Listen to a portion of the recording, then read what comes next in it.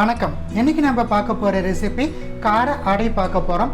அடை செய்ய தேவையான பொருட்கள் நான் இன்னைக்கு 250 கிராம் போல் டிஃபன் அரிசியை எடுத்து நல்லா 2 மணி நேரம் போல் கழுவி சுத்தமாக நான் தண்ணியில் சோக் பண்ணி எடுத்து வச்சுருக்கேன்.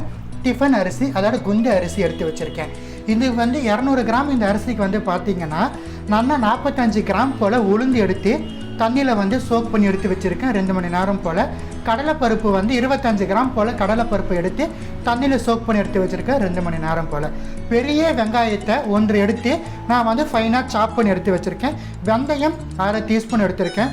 துருவிய தேங்காய் 1 டீஸ்பூன் போல் எடுத்து வச்சுருக்கேன். கருவேப்பிலை, கொத்தமல்லி தேவைக்கேற்ப.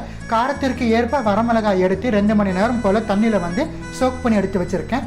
உப்பு தேவைக்கேற்ப, தண்ணீர் தேவைக்கேற்ப. வாங்க நம்ம அடை செய்கிற ப்ராசஸ் எப்படிங்கிறத பார்க்கலாம். மிக்சர் ஜார் எடுத்திருக்கேன். இதில் நம்ம எடுத்த வரமிளகாயை ஆட் பண்ணிவிட்டு நல்லா நம்ம கிரைண்ட் பண்ணி எடுத்துக்கலாம். ஃபஸ்ட்டு நம்ம வரமிளகாயை பாருங்கள், மிளகாய் நம்ம அரைச்சாச்சு. இது கூடவே நம்ம எடுத்து வச்ச வெந்தயம், அரிசியை நம்ம ஆட் பண்ணிக்கலாம். நான் இன்றைக்கி 2 பேஜை அரைக்க போகிறேன். அதுக்கேற்ற மாதிரி நான் அரிசி ஆட் பண்ணிக்கிறேன். இப்போ நம்ம ஊற வச்ச உளுந்து ஆட் பண்ணிக்கலாம். இப்போ நம்ம ஊற வச்ச கடலைப்பருப்பு ஆட் பண்ணிக்கலாம். இதை நம்ம ரொம்ப கோர்ஸாகவும் இல்லாமல் ரொம்ப ஃபைன் பேஸ்ட்டாகவும் இல்லாமல் கொஞ்சமாக தண்ணி விட்டு நம்ம அடை மாவு பதத்துக்கு நம்ம அரைச்சி எடுத்துக்கலாம்.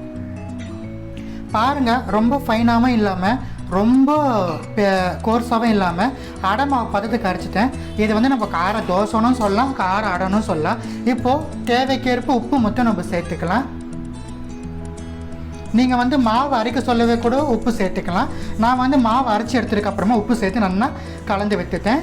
இப்போ நம்ம இதை தாளித்து கொட்டிடலாம். ஒரு தாளிப்பு சட்டி வச்சு ஒரே 1 டீஸ்பூன் போல் நான் கடலை எண்ணெய் வைத்திருக்கேன். எண்ணெய் நல்லா சூடு ஏறிடுச்சு. இப்போ நம்ம நறுக்கி எடுத்து வச்ச பெரிய வெங்காயத்தை ஆட் பண்ணலாம். கலந்து விட்டுக்கலாம். ரொம்பலாம் வதக்கக்கூடாது. வெங்காயத்தை நம்ம ஒரு 30 செகண்ட் போல் வதக்கி விட்டால் போதும். வெங்காயம் நம்மளுக்கு ரொம்பலாம் வதங்கவே கூடாது. இப்போ நம்ம எடுத்து வச்சுருக்கிற கருவேப்பிலையும் கொத்தமல்லியும் நம்ம ஆட் பண்ணிக்கலாம். சாப் பண்ணி எடுத்து வச்ச கொத்தமல்லியும் நம்ம கழுவி சுத்தம் பண்ணி எடுத்து வச்சுருக்கிற கருவேப்பிலையும் நம்ம ஆட் பண்ணிடலாம். இதுக்கு கடுகு தாளிப்பு, கடலைப்பருப்பு, உளுத்தம்பருப்பு தாளிப்புலாம் கிடையாது. இப்போ நம்ம கொஞ்சமாக ஜஸ்ட் ஒரே 1 பிஞ்ச் போல் நம்ம பெருங்காய பொடியை நம்ம ஆட் பண்ணிக்கலாம். எந்த ஒரு அடை செஞ்சாலுமே பெருங்காயம் சேர்த்துப்போம். கலக்கலாக இருக்கும் நம்மளுக்கு, மனமும் சரி டேஸ்ட்டும் சரி. ஃபைனலாக நம்ம எடுத்து வச்சுருக்கிற தேங்காய், துருவி எடுத்து வச்சுருக்கிற தேங்காய் ஆட் பண்ணிடலாம். தேங்காய் துருவலை சேர்த்துட்டு நம்ம ரொம்ப நேரம் அடுப்பில் வைக்கக்கூடாது. ஜஸ்ட்டு ஒரு 50 செகண்ட்ஸ் போல் அடுப்பில் வச்சுட்டு நம்ம ஆஃப் பண்ணிடணும்.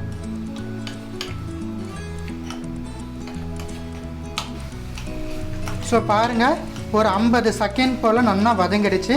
இப்போ நம்ம அடுப்பை அணைச்சிட்டு நம்ம ரெடி பண்ண அடை மாவில் இதை நம்ம சேர்த்துடலாம். இப்போ நம்ம தாளித்து எடுத்து ரெடியாக வச்சுருக்கிற வெங்காயமும் தேங்காய், கருவேப்பிலை, கொத்தமல்லி, இந்த பெருங்காயத்தை அடை மாவில் சேர்த்துடலாம். நல்லா கலந்து விட்டுடலாம். மாவை நல்லா கலந்துட்டு உப்பு செக் பண்ணிக்கோங்க. உப்பு செக் பண்ணிவிட்டு அடை மாவை ஆட்டுந்துமே நம்ம அடை சுத்தோம்னா நல்லா இருக்காது நம்மளுக்கு சாப்பிட்றதுக்கு. ஒரு அரை மணி நேரம் போல் நம்ம ரெஸ்ட்டு கொடுத்துட்டு அதுக்கப்புறமா நம்ம அடை இட்டோம்னா நல்லாயிருக்கும் சாப்பிட்றதுக்கு. நான் இன்றைக்கி அரை மணி நேரம் போல் இந்த மாவை அப்படியே மூடி வச்சுருப்பேன். கரண்டி எடுத்துகிட்டு அரை மணி நேரம் கழித்து அடை எப்படி சொல்கிறது நம்ம பார்க்கலாம். பாருங்கள், கார தோசை இல்லைன்னா கார அடை. கார அடைக்கான மாவு நம்ம 1/2 அன் ஹவர் கூட ரெஸ்ட் கொடுத்துருந்தோம். 1/2 அன் ஹவர் போல் ஆகிடுச்சு. இப்போ வாங்க நம்ம தோசை தவாவில் மாவை இட்டு நம்ம அடை தட்டி எடுத்துடலாம். தோசை தவா வச்சுருக்கேன். தவா நம்மளுக்கு நல்லா காஞ்சிடுச்சு. இப்போ சூடு ஏறினதுக்கு அப்புறமா நம்ம எடுத்து வச்சுருக்க அடை மாவை இட்டுடலாம். தோசைனும் சொல்லலாம், அடையணும் சொல்கிறோம், இது ரெண்டுமே ஒன்றுதான். கொஞ்சமாக இட்டுட்டு நம்மளுக்கு எவ்வளோ சைஸ் தேவை அந்த சைஸ் வரைக்கும் நம்ம சுற்றி எடுத்துக்கலாம் மாவை. ரொம்ப நம்ம சின்னமும் போட்டுறக்கூடாது, ரொம்ப கனமாகவும் இருக்கக்கூடாது. அடை கொஞ்சம் மீடியமான சைஸ் இருந்தால் கலக்கலாக இருக்கும். இதுக்கு நல்லெண்ணெய் விட்டுக்கலாம். ஓரங்கள்லையும் கொஞ்சம் மேலாப்படி நம்ம நல்லெண்ணெய் விட்டுக்கலாம். மிதமான தீயில 2 நிமிஷம் போல் வேகட்டும். அதுக்கப்புறம் நம்ம திருப்பி போடலாம். பாருங்கள், 2 நிமிஷம் போல் மிதமான தீயில இருந்துச்சு. இப்போ நம்ம அடையை திருப்பி போட்டுடலாம்.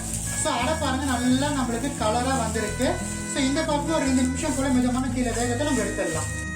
பாருங்க 2 நிமிஷம் போல ஆயிடுச்சு. இப்போ நம்ம அடையை வந்து எடுத்துடலாம். ஸோ நல்லா கிறிஸ்பா நம்மளுக்கு வெந்து வந்துடுச்சு.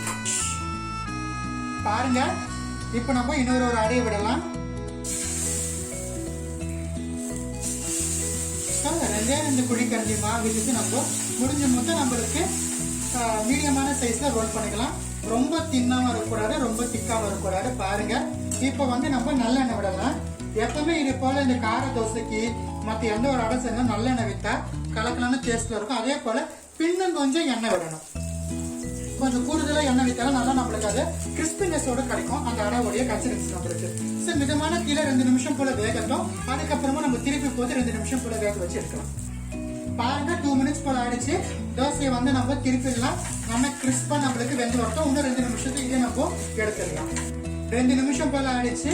இப்போ நம்ம இந்த கார தோசையை எடுத்துடலாம். பாருங்க நல்லா வெந்துடுச்சு. நம்ம அடுப்பு வந்து எடுத்துடலாம்.